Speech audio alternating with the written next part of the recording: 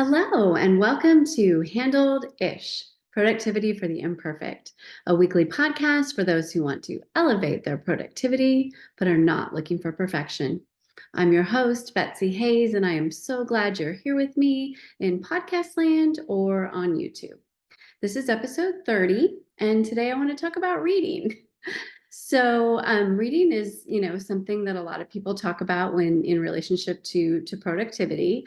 A lot of people want to read more, and if this is not something that you're interested in, you're probably not even listening to this podcast. So, for the rest of us who love reading or enjoy reading or find value in reading, sometimes it's hard to figure out how to fit it in. So, wanted to talk about a few things regarding that today.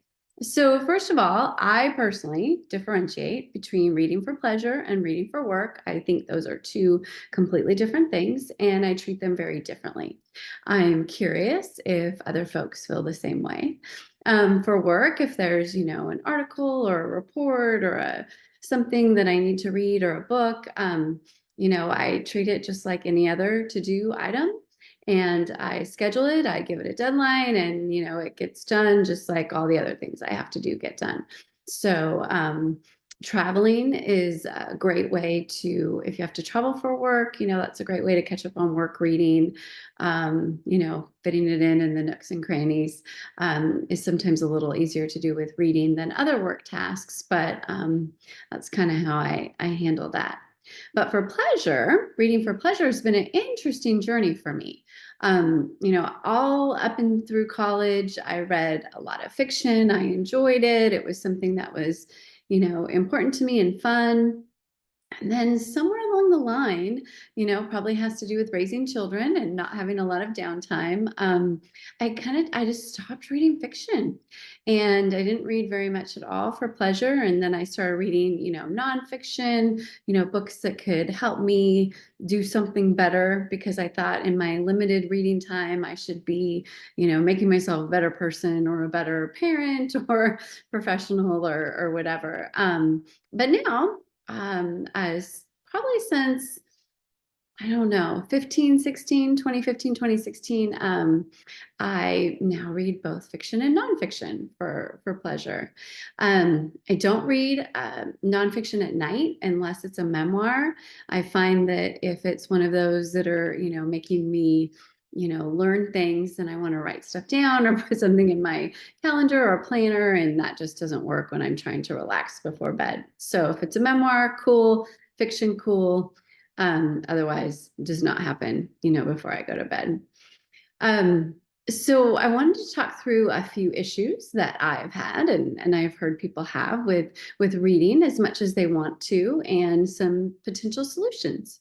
So one of the things that was really significant for me was trying to figure out, not having to, turn on a light in the bedroom or in the middle of the night if I wanted to read or whatever, and being disruptive.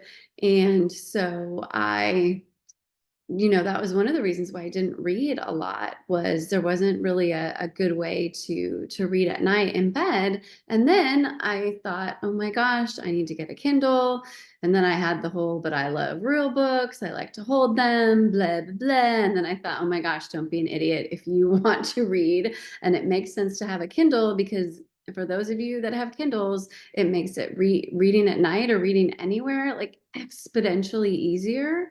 You just, put it down in your nightstand when you're done. You don't have to turn off a light. You want to pick it up in the middle of the night, it's there. It's just really, really easy, and you can read in low light and, it's the whole lighting thing is definitely not an issue with the Kindle. And then you can stuff a bunch of books on there. So you always have a book on deck, which I find really helpful. I personally have a Kindle Unlimited membership, which I really enjoy. I'm able to get a lot of books with, for my, membership fee. So I feel it's really good value. I'm not, spending more than I want to on books, which is really important to me. I also utilize the library. quite a bit. And when I figured out that I could, reserve a book in the library, and when it was time for me to read it, it magically appeared, on my Kindle. Of course, after I clicked a couple buttons, but that was just so spectacular. I didn't even have to visit the library anymore in order to read books. That has been wonderful. So between the Kindle Unlimited and, just putting stuff on hold on the library, I really only buy books from authors that are I know personally, like Alyssa, who you met a few weeks ago, and I want to support them, or authors that I just really, really like and want to support them by purchasing the book. But pretty much I can read whatever I want with those two scenarios. So from expediency and efficiency standpoint, the Kindle has been a huge blessing for me. It also has definitely allowed and enabled me to read way more than I did before my Kindle. And obviously there are lots of different e-readers. I'm sure that other ones are fabulous too. The Kindle is just what I have, and could not be happier. Just really a wonderful blessing. And I have loved being able to read more because of it.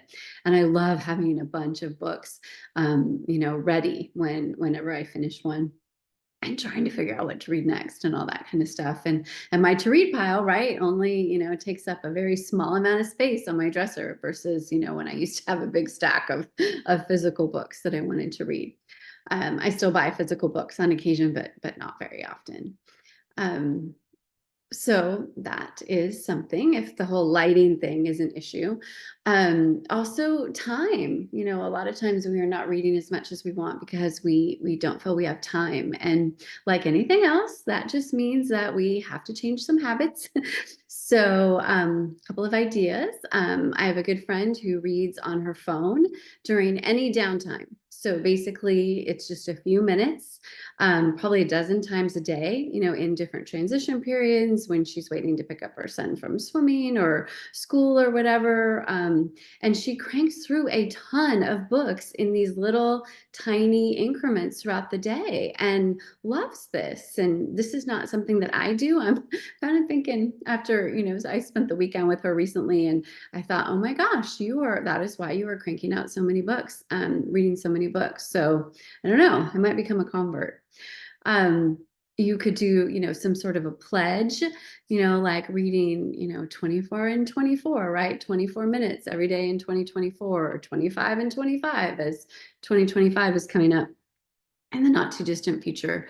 Gretchen Rubin and her sister Elizabeth on their podcast, Happier, did this a couple of years ago. I can't remember what year it was, whether it was excuse me, 21 and 21 or whatever, but it was just a fun way to, think about reading a certain amount of minutes a day, which is creating that habit and making it part of everybody's regular routine. So that's fun. You can make up some sort of number, right, that makes sense to you. 12 minutes a day for the 12 months of a year, or whatever, or, even 7 minutes a day, 7 days a week, or, just those sorts of things, tend to be fun. And we all have access to timers on our phones and watches and things. One really great strategy, and it's not one that everybody loves, but to read instead of watch TV, right? A lot of us watch a lot of television, and if we substituted a show or even half a show for some reading time, we could also, have an opportunity to read more, which is really wonderful. Reading during lunch breaks is always a good idea. Substituting, reading for scrolling, whether that's with your phone, or it's with, a Kindle or an actual book, instead of scrolling, maybe through social media or news sites or whatever, set the timer and read for 5 to 7 minutes before you do that. And that will, again, log up a lot of time so you can, get through books and, really, really enjoy them. And please hear me that the whole idea of this conversation is to get you to do something that you want to do, right? Which is read more, because a lot of us love to do that and enjoy it. And it's just, I think reading is wonderful. I just love it. So switching gears a little bit, wanted to talk a little bit about this idea of logging books or counting the books that you're reading. I know that's become very popular. I did that from 2019 to 2023. I had a note on my phone, and every time I finished a book, I would write the title and the author and the date that I finished it. And it really was enjoyable for me for quite a while. I got to see, oh my gosh, this month I'm able, and especially year over year is fun to compare the data.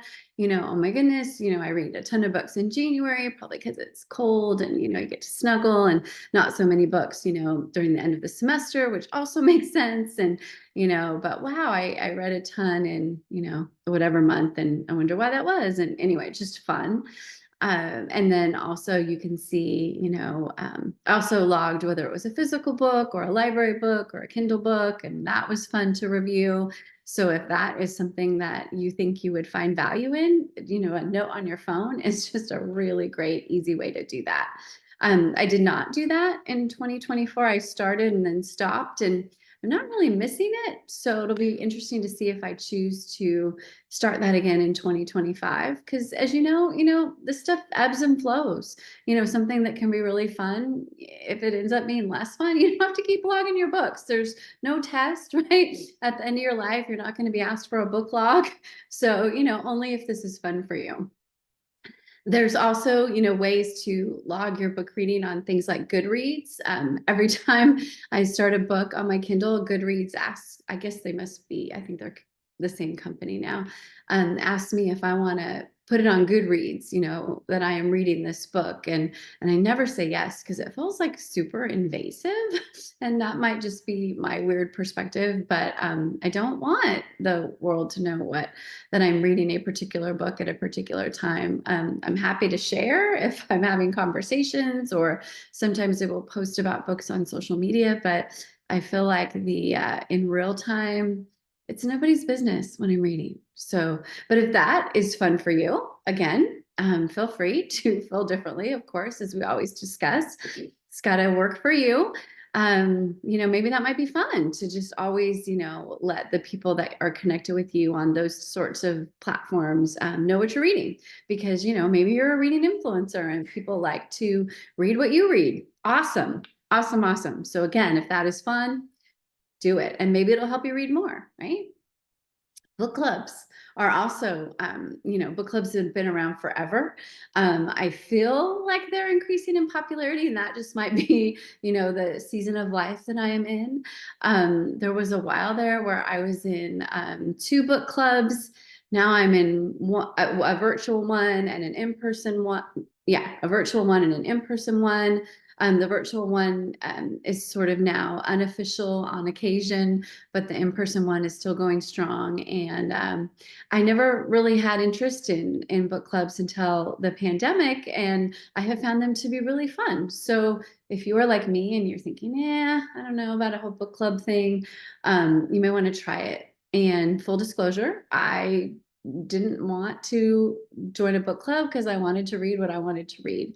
And then I decided that even if I joined a book club, if the book club picked a book I didn't want to read, I also still didn't have to read it.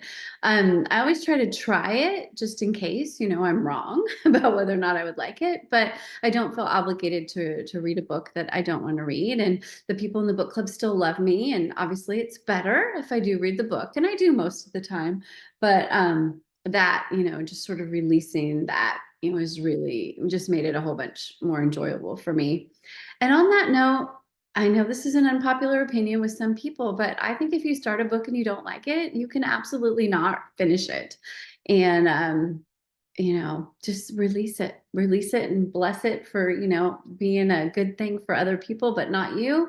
And, move on to the next book. So curious to see what y'all think of that. So yeah, so cheers to reading. Cheers to y'all who are trying to get more books in your life. I love social media, book recommendations.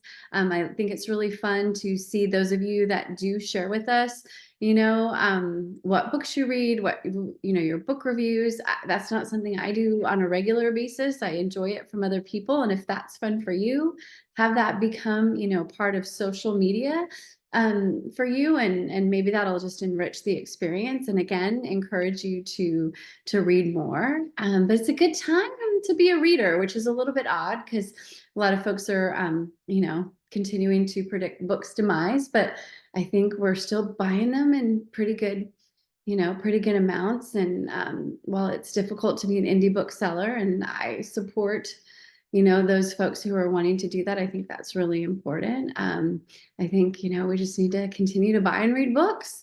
And yeah, so enjoy. Would love to know what you think about reading, how you find time for reading, all of that good stuff. And yeah, and what you think about all of this. So thank you for joining me today. As always, I'd love to hear what you think. Social media at Betsy Hayes, my website, Betsy A. Hayes, remember Hayes, HAYS.com. And to keep this podcast rolling, please subscribe, share with a friend, consider rating and reviewing. I so appreciate, folks who are willing to take the time to do that. So thank you. Tune in next week for the next episode of Handled-ish, Productivity for the Imperfect. Until then, please take care. Please be kind to yourself because you are doing way better than you think you are. Trust me. Thanks. Take care.